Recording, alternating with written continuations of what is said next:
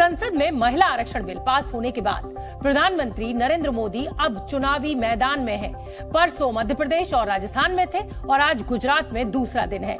मध्य प्रदेश में बीजेपी उम्मीदवारों की 3 लिस्ट निकाल चुकी है। आज राजस्थान की पहली लिस्ट भी आ सकती है, तो ये उसकी 23 और 24 की रफ्तार है, स्पीड है।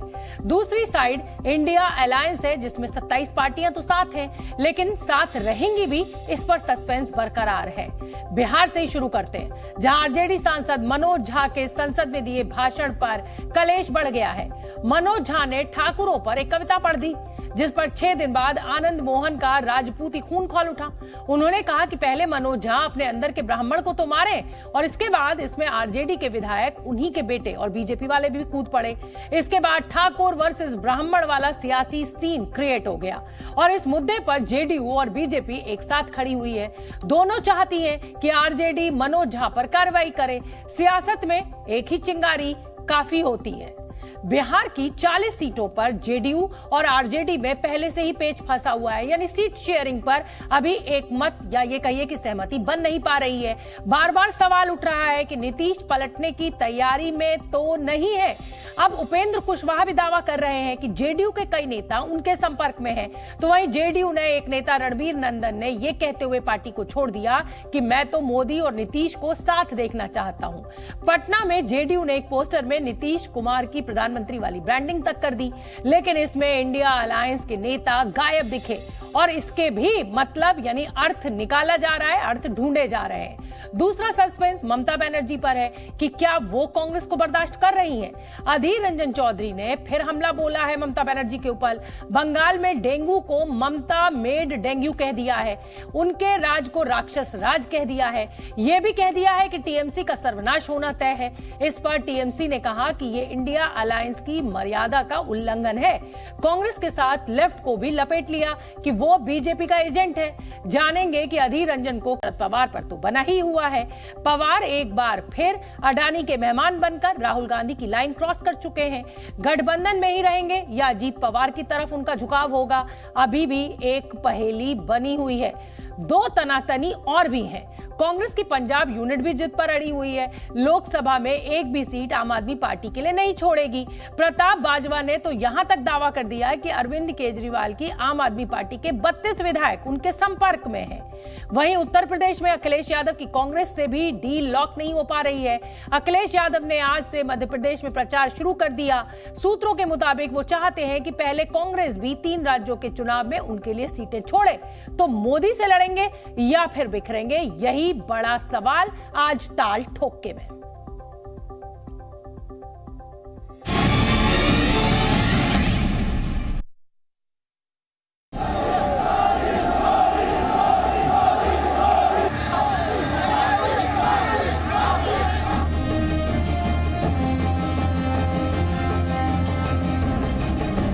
चूल्हा मिट्टी का, मिट्टी तालाब की, तालाब ठाकुर का।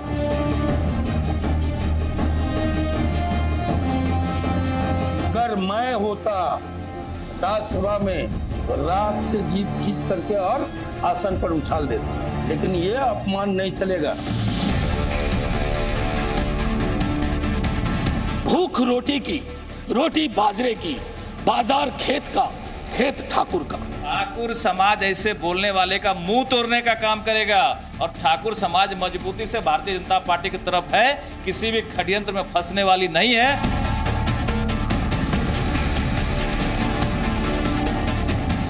सब लोग कहीं न कहीं, कोई जेडीयू के संपर्क में, कोई और पार्टी के संपर्क में, कुछ लोग मेरे संपर्क में भी। जेडीयू अब समाप्त लगभग हो चुकी है। भगवान के भरोसे जियो। ये dengue Mamata made dengue, government sponsored dengue, man made dengue. Adhir Ranjan Chaudhary and State Congress, they should maintain the line of India Alliance. They are playing a double standard policy.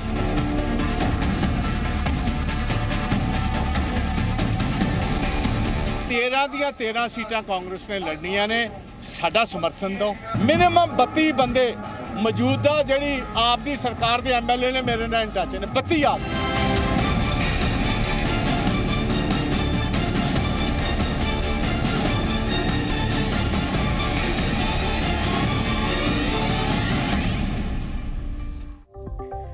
दिन तिगाड़ा काम बिगाड़ा, क्या सच में काम बिगड़ेगा या फिर इंडिया गठबंधन एक बड़ी ताकत बनकर एनडीए से या ये कहिए कि प्रधानमंत्री मोदी से टक्कर ले पाएगा? मैं आपका मेहमानों से तारुफ करवा देती हूं और फिर उसके बाद हम चर्चा की शुरुआत करेंगे। गौरव भाटिया जी प्रवक्ता है बीजेपी के, बहुत बहुत स्वागत गौरव जी आपका। आलोक शर्मा प्रवक्ता है कांग्रेस के, बहुत बहुत स्वागत आलोक जी आपका इस बहस में। राजीव रंजन जी राष्ट्रीय सचिव है जेडीयू के, आपका भी बहुत बहुत धन्यवाद, आपने वक्त निकाला राजीव जी। धीरेन्द्र कुमार प्रवक्ता है एलजेपी के, वो भी हमारे साथ मौजूद हैं, आपका भी धन्यवाद। राजेश गुप्ता प्रवक्ता है आम आदमी पार्टी के। तो आप सभी मेहमानों का बहुत बहुत धन्यवाद, आपने जी न्यूज के लिए वक्त निकाला इस चर्चा में शामिल होने के लिए।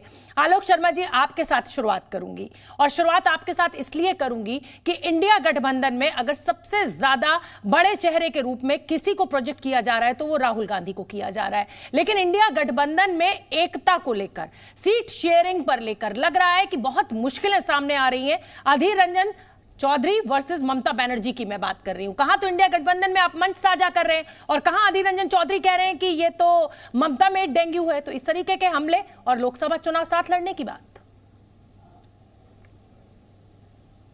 देखिए, मुझे लगता है सबसे पहले तो मैं क्लियर कर दूं कि इंडिया के अंदर जो है कहीं पर भी राहुल गांधी जी को बहुत बड़ा चेहरा प्रोजेक्ट किया जाए, ऐसा कहीं पर नहीं। इंडिया गठबंधन एक गठबंधन है और पूरी तरह से हम मिलकर चुनाव लड़ेंगे। उसमें ये इंपॉर्टेंट नहीं है कौन पार्टी बड़ी है कौन पार्टी छोटी है, किस पार्टी में कितने लीडर्स हैं। हाँ, इतना जरूर है कि धीरे धीरे अब चीजें सेटल हो रही हैं।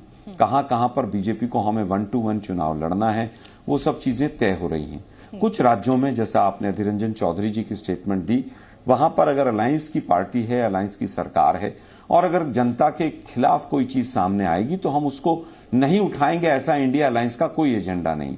अगर कहीं पर भी ऐसा लगेगा कि कांग्रेस शासित राज्य है, इंडिया अलायंस के पार्टनर्स को कहीं पर लगता है कि वहां पर कमी है, वो ठीक होनी चाहिए, वो भी स्वतंत्र हैं। और यही इंडिया गठबंधन की खूबसूरती है, यही भारतीय लोकतंत्र की खूबसूरती है कि जनता के हितों की आवाज कहीं पर भी हो वो उठाई जानी चाहिए। अगर अधीर रंजन चौधरी जी जो हमारे वहां के लीडर हैं वेस्ट बंगाल के, अगर उनको कोई चीज लगी है तो वो उठाई जानी चाहिए। और मुझे लगता है कि टीएमसी भी उसको आप मुझे बहुत आसानी से मूर्ख बना रहे हैं। ये आप भी सियासत में बहुत लंबे समय से हैं, आपकी सत्ता है और आपके गठबंधन का कोई आदमी आप ही के खिलाफ बयानबाजी करे तो क्या आपको लगता है कि सब कुछ ठीक है?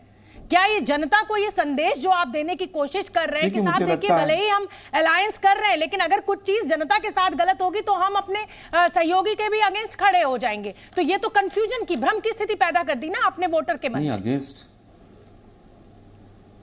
नहीं, अलायंस में क्या ऐसा होना चाहिए शोभना जी कि अगर अलायंस हो गया है तो जो गलत चीज है उसको भी नजरअंदाज कर देना चाहिए?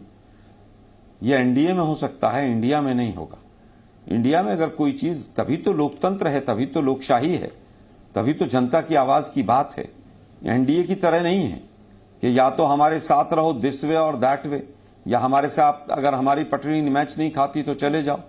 चाहे शिवसेना हो, अकाली हो, जेडीयू हो, तमाम इतने बड़े बड़े पार्टियां 30-30, 40-40 साथ थे, उनके साथ थी। लेकिन अहंकारवश कि जो हम कह रहे हैं बस वही ठीक है और जो दूसरा कह रहा है वो गलत है, वो सब पार्टियां दूर चली गई। ना मैं मासूम हूं, ना मैं आपको मासूम समझता हूं, ना मैं किसी तरह से किसी भी रूप में आपके प्रश्न को अंडर एस्टिमेट करता हूं। मैं समझता हूं लोकतंत्र की खूबसूरती ही ये है कि अगर कहीं पर कोई चीज गलत है तो उसकी आवाज उठनी चाहिए। एनडीए की जब कोरोना चल रहा था तो तमाम घटक इनके साथी जो दल थे उन्होंने कहा कि वहां पर गड़बड़ हो रही है, और तमाम इनके जो बीजेपी के लीडर्स थे उन्होंने भी कहा। इनके जो कितने वो पीपी किट वाले और सब जितने घोटाले आए थे बीजेपी के, सब बीजेपी के लोगों ने ही निकाले थे। तो मुझे लगता है जनता के अहित की कोई भी अगर बात होगी तो उसमें आवाज उठाई जानी चाहिए। इंडिया अलायंस बहुत मजबूत है और उसकी मजबूती का एक आधार ये भी है।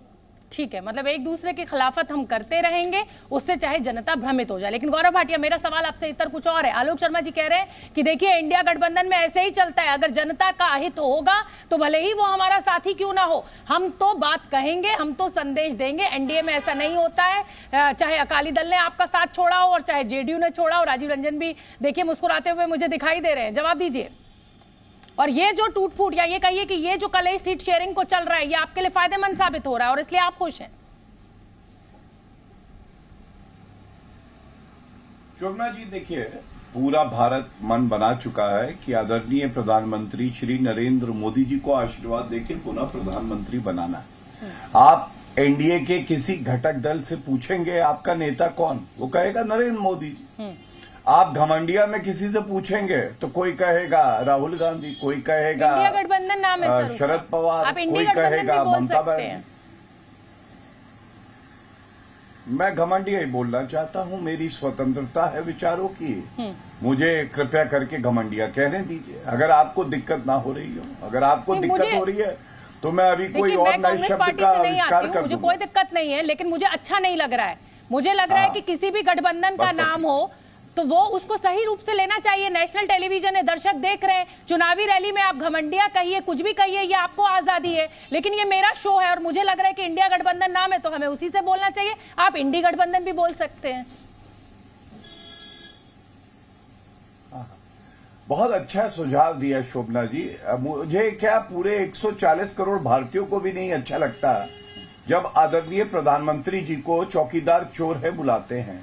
मोदी तेरी कबर खुदेगी, तेली, बिच्छू, हमें भी नहीं अच्छा लगता। हमें वो ये भी नहीं अच्छा लगता कि सनातन धर्म के लिए कहते हैं कि सनातन धर्म को खत्म कर देंगे, डेंगू, मलेरिया, कुष्ठ रोग, HIV। शोभना जी अच्छा नहीं लगता, बहुत दर्द होता है, पता नहीं क्यों ऐसा कहते हैं। लेकिन चलिए, आप पत्रकार हैं और मैं आपका सम्मान करता हूं। मैं इनको घमंडिया नहीं बुलाता हूं, मैं इनको कन्फ्यूसिडिया बुलवाता हूं, क्योंकि कंफ्यूज तो ये पूरा रहते हैं।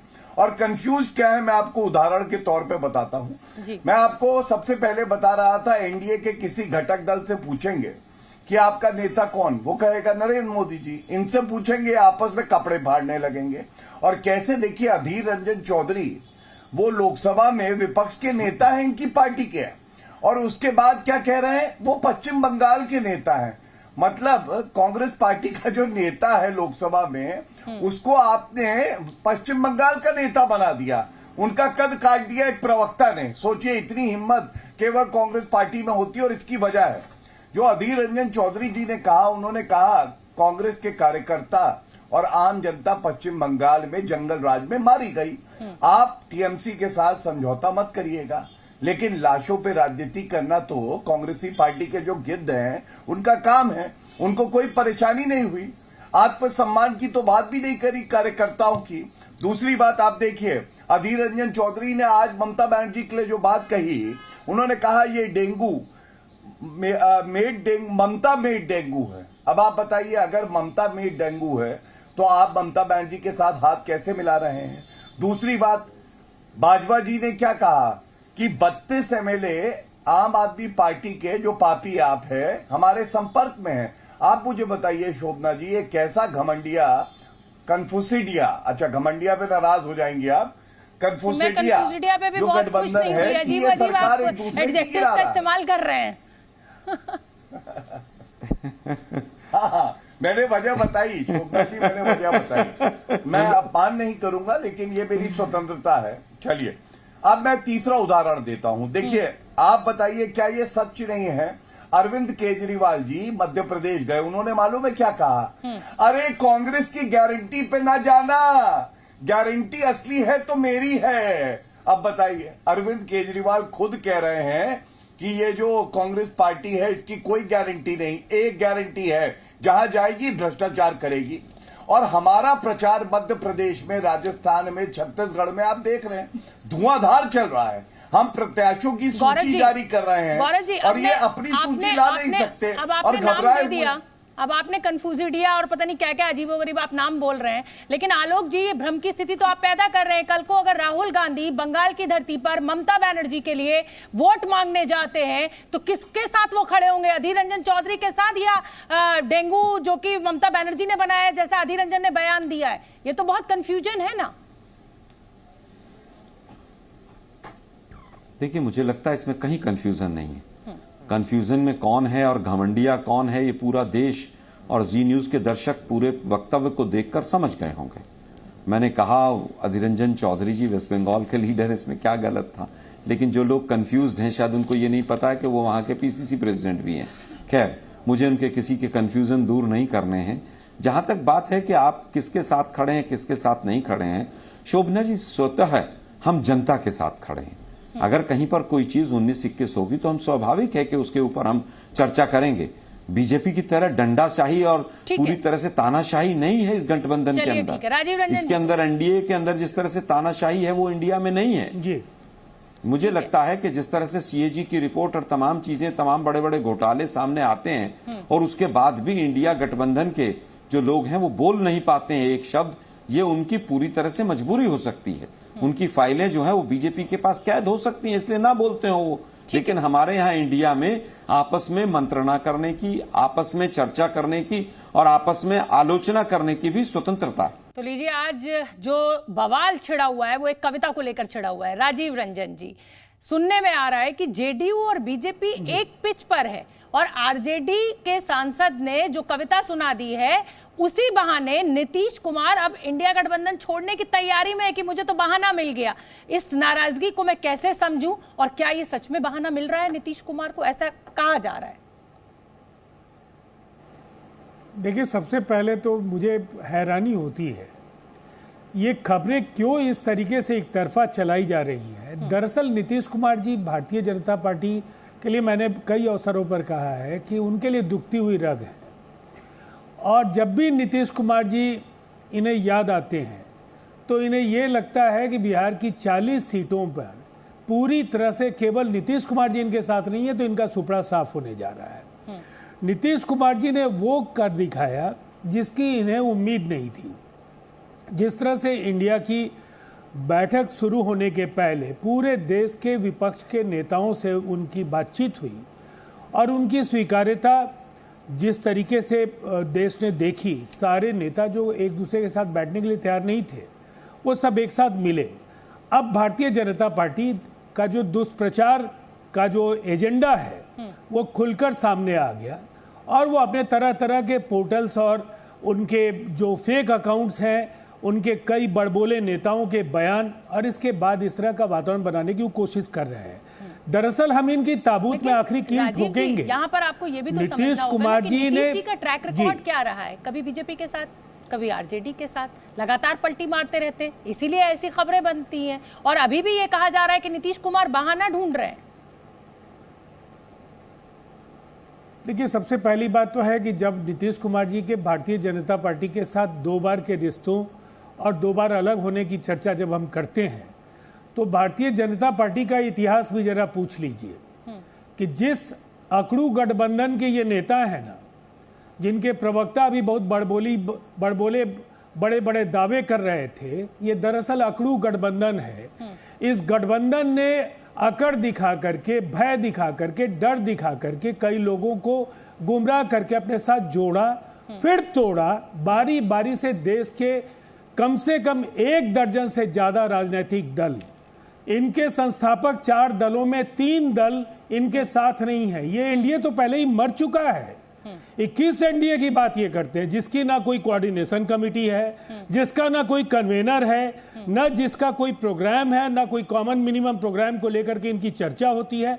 बस नरेंद्र मोदी जी, और नरेंद्र मोदी जी का सच क्या है, जब उनके ताजपोशी की तैयारियां हो रही थी, बतौर उम्मीदवार उन्हें जब उभारने की कोशिश हो रही थी तो देश ने देखा है कि आडवाणी जी, मुरली मनोहर जोशी जी और तमाम पहली कतार के नेताओं को किस तरह से इन लोगों ने किनारे लगाया और उनका सार्वजनिक तौर पर उनमें कई नेताओं का अपमान भी हुआ। आलोक जी, बहुत नहीं, मैं तो इतिहास इसलिए बता रहा हूं कि नीतीश कुमार जी तो देखिए, जब तक इतिहास पुराने नेता तो दर्शक मंडल में जाते ही हैं। ये तो जब आप बीजेपी के पार्टनर थे तब से बीजेपी कह रही है। मैं गौरव जी आऊंगी, लेकिन मेरे पास 2 मेहमान और हैं और उनको मैं इंक्लूड नहीं कर पाई हूं। राजेश गुप्ता जी, इंडिया गठबंधन के मंच पर आप अरविंद केजरीवाल जो हैं वो खड़े होते हैं, संजय सिंह बड़ी छाती चौड़ी कर खड़े होते हैं कि देखिए हम सब एक है, लेकिन उधर बाजवा साहब कांग्रेस के कह रहे हैं राजेश जी कि 32 आम आदमी पार्टी के जो, मैं आऊंगी गौरव जी, मेरे पास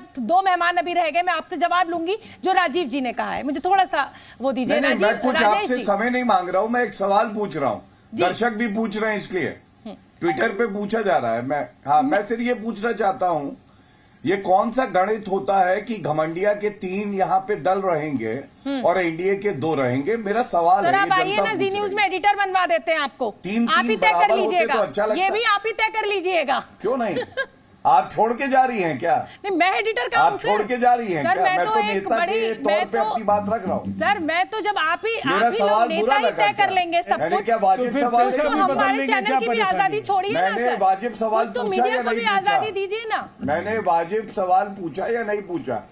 सर ये हो जाता है कभी कभी। आप तो दम, आप गौरव जी आप तो इतने ताकतवर है कि आप अकेले ही काफी है। प्रधानमंत्री मोदी कहते हैं संसद में मैं अकेला ही काफी हूँ। यहाँ आप कहाँ, आपके दो हैं, उसमें भी आप ऐतराज जता रहे हैं। राजेश जी, कांग्रेस कह रही है आप मेरे भाई आलोक शर्मा को कमजोर क्यों बता रही है? मैं बिल्कुल नहीं बता रही हूँ, आप शब्दों से खेल रहे हैं। राजेश जी चलिए डिबेट पे आते हैं। राजेश जी, कांग्रेस के बाजवा साहब कह रहे हैं कि 32 आम आदमी पार्टी के जो विधायक हैं वो उनके संपर्क में है। क्या जवाब है आपका? क्या इस तरीके से इंडिया गठबंधन की एकता बनी रहेगी? देखिए जवाब तो कांग्रेस पार्टी ने इस बात का, उन्होंने क्यों कहा, क्या कहा, वो कोई ऑफिशियल स्टेटमेंट तो कांग्रेस पार्टी की है नहीं। आलोक शर्मा जी आपके सामने बैठे हैं, वो जानते हैं इस बात को, तो इसमें कुछ ऐसा है नहीं। और होता क्या है कि बहुत सारे बयान ऐसे पार्टी में कभी कभी लोग दे देते हैं, लेकिन वो टीवी पे आते नहीं। तो सवाल ये है कि यहाँ पर ये बहुत बड़ा बयान बना के आ गया। खैर कोई बात नहीं है, वो तो आलोक जी ज्यादा अच्छा दे सकते हैं, मैं उसमें क्या जवाब दूं। दूसरी बात ये है कि अब जैसे गौरव भाटिया जी ने बहुत सारी बातें कही, घमंडिया, ये दरअसल प्रवक्ता बुरे नहीं है। आप इनकी पहले की डिबेट्स को देखिए, गौरव जी भी देखते होंगे, तो बड़े अच्छी तरीके से, शालीन तरीके से करते थे। और हम तो बहुत छोटे थे, हम तो भैया 2015 में विधायक बने। गौरव भाटिया जी तो पहले से राजनीति में ये और उनके परिवार से रहे, तो हमें तो अच्छे लगते थे। लेकिन बड़ा तकलीफ होती है जब इस तरीके की बात होती है। मैं भी एनडीए के 10 नाम रख सकता हूँ, लेकिन क्या जरूरत है? एनडीए 2 महीने पहले तक किसी एनडीए का नाम ही खत्म हो गया था। अगर ये इंडिया गठबंधन नहीं बनता, कोई एनडीए था ही नहीं। लेकिन हम ऐसे एक दूसरे में चीटाकशी करें, मजाक बनाएं। राजेश जी, मैं तो प्रताप बाजवा पर आपसे सवाल पूछ रही हूँ कि अगर कांग्रेस इसी स्टैंड पर रहती है तो क्या आप इस इंडिया गठबंधन का हिस्सा बने रहेंगे? मेरी बात सुनिए। ये जो ऑफिशियल स्टेटमेंट होती है वो अगर कांग्रेस की हो तो उसमें कोई जवाब दिया जाए। अब उन्होंने क्या कहा? आलोक जी, बाजवा साहब किस आधार पर इस तरीके की बात कर रहे हैं, और क्या आला कमान के द्वारा बाजवा साहब को रोका जा रहा है या आपके नेता बेलगाम हो रहे हैं? क्योंकि इंडिया गठबंधन अगर मोदी से लड़ना है तो सबसे बड़ी जरूरी चीज जो है वो है एकजुटता। इस तरह के बयान आपको नहीं लगता है कि एकजुटता को खतरे में डाल रहे हैं? देखिए, मुझे लगता है कि इस तरह का कोई ऑफिशियल बयान नहीं है, और वो किस रूप में संपर्क में है उस बात का कहीं पर कोई खुलासा नहीं है।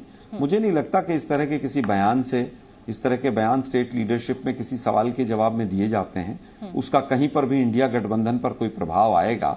लेकिन फिर भी इस तरह के बयानों से बचना चाहिए, क्योंकि कांग्रेस पार्टी की इस तरह की कभी नीयत नहीं रही है, ना नीति रही है कि हम दूसरे के विधायकों को तोड़ें, 50-50 खोखे देके और दूसरों की सरकारें गिराएं।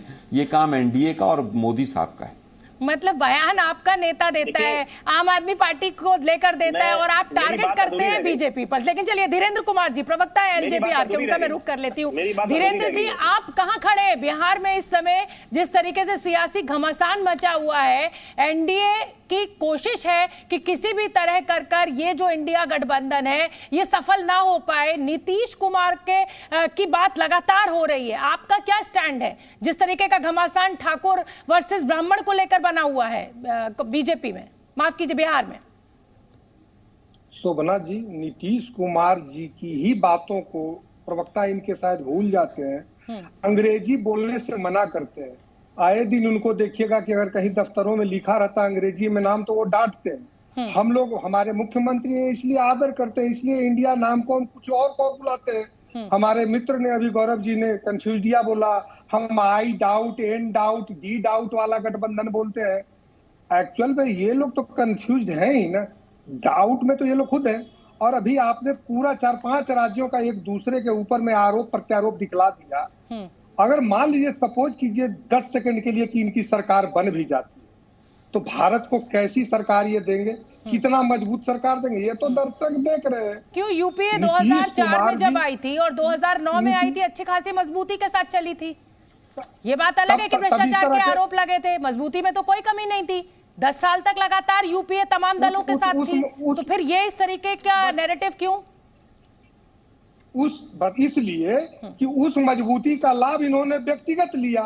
सब लोग को 1G 2G 4G लो जी यही सब करने में लगे हुए थे। तो सभी लोग घोटाले में अब जब फंस गए हैं और प्रधानमंत्री जी भ्रष्टाचार के खिलाफ में आवाज लगाई है, एक एक करके कार्रवाई हो रही है, तो ये लोग हाथ मिला के बैठ गए हैं। अब नीतीश कुमार जी पर बताना चाहता हूं मैं कि नीतीश कुमार जी पर क्यों इस तरह का सवाल उठता थी। उनको तो खुद उनके पार्टनर ने उनका नाम दिया था ना, पलटू राम। अब ये बता रहे हैं कि इधर हम लोगों का नया नाम रखने का प्रयास कर रहे हैं। एक्चुअल में इनको क्या कहूं, पलटू गठबंधन कहूं या कुछ और कहूं। हालांकि नाम इंडिया का शब्द अगर भारत होता है हिंदी तो बताइए, मैं वही लूंगा, लेकिन ऐसे इंडी गठबंधन कहता हूं। इनका स्वार्थ का गठबंधन है। दूसरा एक और शब्द बोला था आपने कि अभी राजद के अंदर मुझे लगता है, चलिए बस गौरव जी फिर उसके बाद आप ही के पास आऊंगी। आलोक जी पे मुझे कोई दिक्कत नहीं है जी, मैं आपसे नमस्कार लेके नमस्कार कह के कार्यक्रम छोड़ सकता हूँ। आप धमकी बहुत देते हैं गौरव जी, आप मेरे अच्छे मित्र भी हैं, पर ये धमकी देना छोड़ दीजिए सर। ये धमकी दे के ऐसे कैसे, ये क्या धमकी है? अच्छा आप एक बात बताइए, ये धमकी है ना कि मैं शो छोड़ दूंगा। जा रही है कि नहीं कांग्रेस के प्रवक्ता के पास? चलिए आलोक जी मैं डर गई हूँ, ये शो से ना चले जाए, इन्हीं को सुन लेती हूँ पहले। कांग्रेस के पास गई है। अरे सर सवाल तो उन्होंने आलोक जी से पूछा है ना, तो उन्हीं से जवाब लूंगी। कांग्रेस के प्रवक्ता के पास सर उन्होंने सवाल इंडिया गठबंधन पर उन्होंने, जब हमारे राजीव रंजन जी साथी है, राजीव रंजन जी ने किससे सवाल पूछा था बताइए मुझे? आप आपके पास गई थी तब? गौरव जी आप तो सुप्रीम कोर्ट के वरिष्ठ वकील हैं। चली गई आप। गौरव जी आपको आवाज आ रही है मेरी? शोभना जी मेरे पास वरिष्ठ वकील है। चलिए आप कह लीजिए, आपको सुन लेती हूँ। आलोक जी फिर आऊंगी आपके पास। मैं आपत्ति नहीं आप कहिए ना गौरव जी। जैसे मर्जी आप चलाइए, आपका कार्यक्रम है। नहीं गौरव जी मेरे से अगर गलती हुई है मैं गलती का सुधार अगली बार कर लूंगा। गौरव जी सुन रही हूँ मैं आपको, मैं सुन रही हूँ, अपनी बात रखिए। जवाब दीजिए जो राजेश गुप्ता ने कहा या राजीव रंजन जी ने कहा, जवाब दीजिए। पूरी नहीं हुई गौरव जी, मैं बोल लूं? आप कहें तो मैं बोल लेता हूं। नहीं गौरव जी बोलेंगे। गौरव जी बोलिए, जवाब दीजिए गौरव जी। शोभना जी मैं आपका सम्मान करते हुए एक बात कहूंगा। पहली बात, मैंने आपसे बताया 3 आपने प्रवक्ता बुलाए हैं, आपने घमंडिया के हैं और 2 हमारे, ये आपत्तिजनक है। ठीक है। दूसरी बात, आप कार्यक्रम अपना देखिएगा, आप एक वरिष्ठ पत्रकार हैं, आप चौथी बार जा रही थी आलोक जी के पास और एक बार आई मेरे पास। अरे बाप रे बाप, आप लोग इतना लिखते हैं क्या? राजीव रंजन जी ने आरोप हम पे लगाए। चलिए आप जवाब दीजिए गौरव जी, जवाब दीजिए। कंप्यूटर से ज्यादा तेज चलता है हमारा दिमाग, कंप्यूटर से ज्यादा तेज। मुझे अच्छी बात है गौरव जी। चाचा चौधरी की कॉमिक पढ़ी थी ना? धन्यवाद। अच्छी बात है ना, आप इतने वरिष्ठ वकील हैं। अच्छा चलिए जवाब दे दीजिए जो राजीव रंजन जी ने आपके ऊपर आरोप लगाया कि नीतीश कुमार आपके अब झांसे में आने वाले नहीं है। देखिए मैं तो ये कहूंगा, अभी ये बात कर रहे थे कि रगों में क्या है, तो नीतीश कुमार जी की रगों में पलटना है। आपको याद है 2 दिन पहले की अभी घटना है, वहां पे एक महादलित महिला के साथ क्या हुआ, निर्वस्त्र करके उस पे पेशाब किया गया और नीतीश कुमार जी से पूछा गया, नीतीश जी से कहा गया ये घटना हुई है, उन्होंने कहा अच्छा मुझे पता ही नहीं है। अब आप बताइए ये लोग कैसे मजबूत करेंगे जो पिछड़ा समाज है, क्योंकि इनको तो ये पता ही नहीं है कि बिहार में जंगल राज है। दूसरी बात, क्या ये सत्य नहीं है, जब घमंडिया ने तय किया कि 14 ऐसे जर्नलिस्ट हैं जिनको बॉयकॉट किया जाएगा, तो नीतीश कुमार जी ने कहा मैं उन पत्रकारों के साथ खड़ा हूं। यह घमंडिया का तालमेल है। और आपको मालूम है दिक्कत क्या है? मुंबई बैठक याद करिए शोभना जी, मुंबई बैठक में नीतीश कुमार जी सपना लेके गए थे ये मीडिया के बाइकॉट से रिलेटेड ये गलत इंफॉर्मेशन दे रहे हैं, मैं उस पर कुछ साफ करना चाहता हूं। तस्वीर जी मेरे पास, मैं आप सभी मेहमानों से बहुत क्षमा चाहूंगी। और क्रिकेट फीवर जो है वो इस समय चल रहा है, ऑस्ट्रेलिया के साथ मैच चल रहा है, तो मुझे आप सभी का धन्यवाद देना होगा। बहुत अच्छी बहस चल रही थी, बहुत अच्छी चर्चा चल रही थी। गौरव जी हालांकि थोड़े से नाराज नजर आए। गौरव जी अगली बार मैं लिखा करूंगी कि किसके पास कितनी बार गई, चाहे जवाब किसी से भी मांगा जाए।